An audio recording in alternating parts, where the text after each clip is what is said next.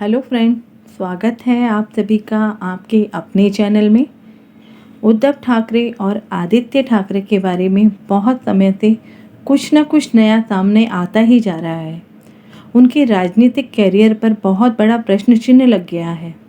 कभी कोरोना के मामले में लापरवाही बरतने को लेकर, कभी कंगना राणावत के केस में, कभी सुशांत सिंह और दिशा सालियान को लेकर, तो कभी अर्नब गोस्वामी की टीआरपी को लेकर के। ड्रग्स के मामले में भी आदित्य ठाकरे का नाम आ रहा है। इन सब के चलते कुछ समय से आप ही लोगों में से ये प्रश्न पूछा जा रहा है कि क्या आदित्य ठाकरे का, उद्धव ठाकरे का राजनीतिक कैरियर खत्म हो जाएगा? क्या आदित्य ठाकरे को जेल होगी? महाराष्ट्र सरकार और उद्धव ठाकरे पर मैं पहले भी अपनी वीडियो दे चुकी हूँ, आप उसे सुन सकते हैं। महाराष्ट्र में ठाकरे परिवार पर मुसीबतें कम होने का नाम नहीं ले रही हैं। पूर्व मुख्यमंत्री नारायण राणे जी ने भी कुछ खुलासे किए हैं, तो ऐसा लग रहा है कि ठाकरे सरकार पर इस तरह के आरोपों से शिवसेना ताश के पत्तों की तरह बिखर सकती है।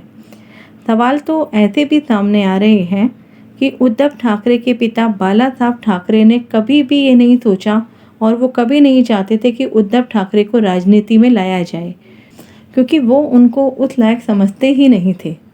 लेकिन ये राजनीति में किसी न किसी तरीके से आ ही गए। शिव सैनिकों की मेहनत पर उद्धव ठाकरे ने पानी फेर दिया। आज उद्धव ठाकरे सेक्युलर बनकर कहते हैं कि हिंदुत्व अलग है और महाराष्ट्र की पब्लिक का अपमान कर रहे हैं। नारायण राणे के इन आरोपों का उद्धव ठाकरे के पास कोई जवाब नहीं है। ऐसे में उद्धव ठाकरे, आदित्य ठाकरे की हालत खराब हो गई है। खैर, ये तो राजनीति की बातें हैं, राजनेताओं की बातें हैं, जिसमें हम एस्ट्रोलॉजरों का व्यक्तिगत रूप से किसी पार्टी या किसी राजनेता से कोई लेना देना नहीं है। हम एस्ट्रोलॉजी के जरिए, एस्ट्रोलॉजी के दृष्टिकोण से इसको समझने की कोशिश करते हैं और उसके आधार पर अपनी प्रेडिक्शन निकालते हैं। ज्योतिष के दृष्टिकोण से अगर हम इसे समझें तो उद्धव ठाकरे का जन्म 27 जुलाई 1960 का है। कन्या लग्न के व्यक्ति हैं। 4th भाव में वक्री गुरु और वक्री शनि है धनु राशि के, जिस पर दशम भाव से वक्री लग्नेश और दशमेश बुध का प्रभाव है। इनके पिता बाला साहब ठाकरे जी के भी लग्न में गुरु और शनि का प्रभाव है। बाला साहब ठाकरे जी ने ये कहा था कि जब भी शिवसेना की पार्टी की सरकार महाराष्ट्र में बनेगी तो इनके परिवार का कोई भी सदस्य किसी भी तरीके का कोई भी पद उन्हें नहीं दिया जाएगा। कोई भी इस पद पर या फिर किसी भी पद पर इलेक्शन नहीं लड़ेगा। लेकिन वही गुरु और शनि का प्रभाव वक्री होकर उद्धव ठाकरे के 4th भाव पर है। जनता से उन्हें वो सपोर्ट नहीं मिलेगा जो एक मुख्यमंत्री के रूप में वो डिजर्व करते होंगे। लेकिन फिर भी लग्नेश, दशमेश, वक्री बुध ने इन्हें मुख्यमंत्री बना दिया गठबंधन पार्टी के रूप में। ये अकेले कभी भी अपनी पार्टी नहीं बना सकते, ना ही कोई स्ट्रॉन्ग डिसीजन ले सकते हैं। उनके 4th भाव की स्थिति उन्हें स्ट्रॉन्ग लीडरशिप नहीं दे रही है और ना ही जनता के साथ कोई स्ट्रॉन्ग इनकी कनेक्टिविटी है।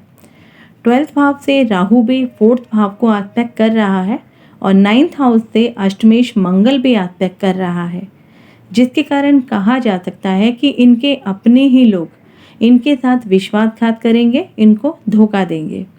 अभी इनकी गुरु की दशा है और नवंबर तक केतु की अंतर्दशा है। शिवसेना की कुंडली में भी ग्रह स्थिति ठीक नहीं चल रही है। ऐसे में शिवसेना से कांग्रेस और एनसीपी भी अपना समर्थन वापस ले सकती है, जिसकी चर्चा मैं अपनी पिछली वीडियो में ऑलरेडी कर चुकी हूँ। ऐसे में आदित्य ठाकरे के कारण भी उद्धव ठाकरे पर बहुत बड़ा प्रश्न चिन्ह लगा हुआ है कि वो अपने बेटे को बचाने के लिए ये राजनीतिक खेल खेल रहे हैं।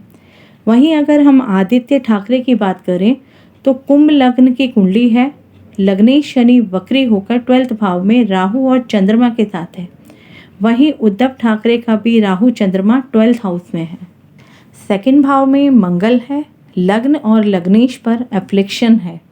चंद्रमा, शनि, चंद्रमा, राहु के कारण दोष भी बना हुआ है। सारे ग्रह राहु केतु एक्सिस में है। सूर्य बुध का आदित्य योग बना हुआ है। तो राजनीति में एक बड़ा पद, एक अहम रोल, एक प्रसिद्धि को दिखा रहा है। इसलिए पहली बार में ही बहुमत के साथ सरकार में आए, जनता का इनको सपोर्ट भी मिला।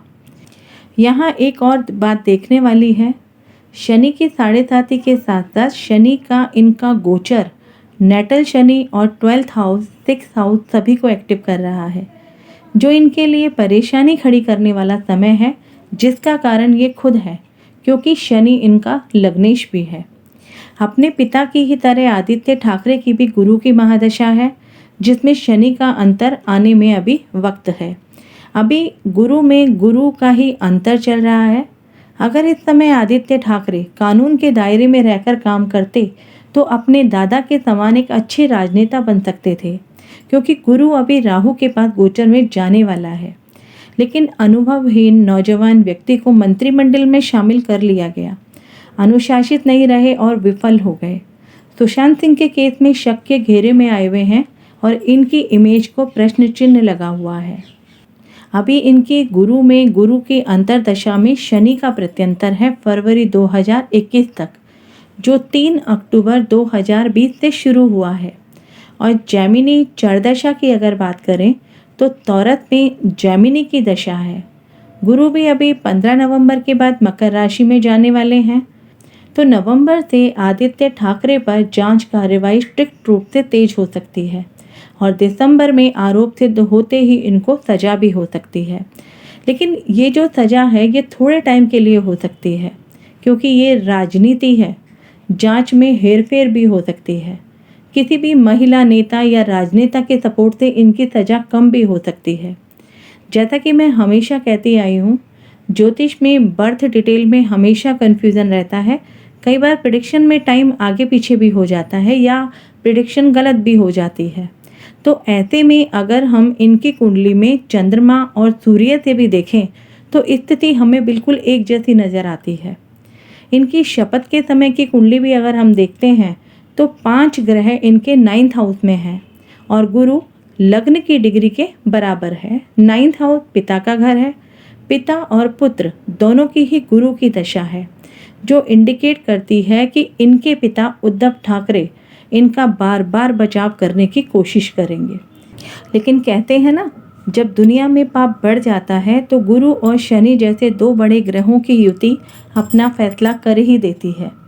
ऐसी स्थिति में आदित्य ठाकरे को बचाना उद्धव ठाकरे के लिए मुश्किल होगा, पर इतना ज़रूर है, शिवसेना ताश के पत्तों की तरह बिखर सकती है।